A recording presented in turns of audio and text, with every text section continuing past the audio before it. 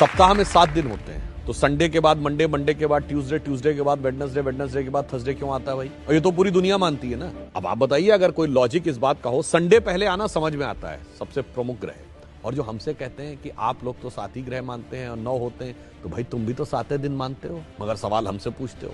चलिए, अगर सूर्य सबसे बड़ा ग्रह है और साइज के हिसाब से होना चाहिए था, तो उसके बाद दूसरे नंबर का ग्रह बृहस्पति है साइज में, फिर तीसरे नंबर का शनि है, तो संडे के बाद थर्सडे आना चाहिए था, उसके बाद सैटरडे आना चाहिए। यदि सूर्य से डिस्टेंस में देखें तो नियरेस्ट वेडनेसडे है, तो संडे के बाद बुध है, तो संडे के बाद वेडनेसडे आना चाहिए था। परंतु ऐसा क्यों होता है? उसका कारण विशुद्ध भारतीय ज्ञान, जो भारत की वैदिक ज्योतिष है, जिसमें एक चीज होती है होरा।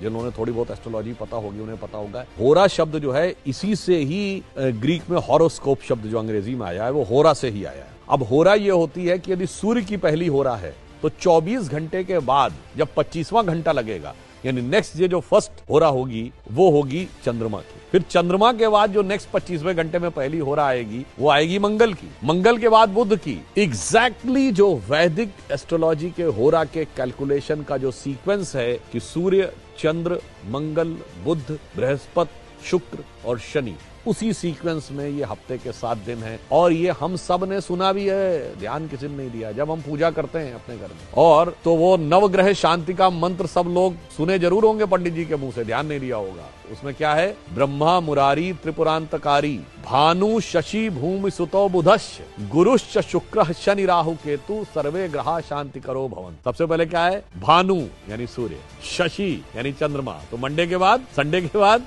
मंडे, भूमि सुतो मंगल, देन ट्यूसडे, बुधश्च, गुरुश्च, शुक्र, शनि।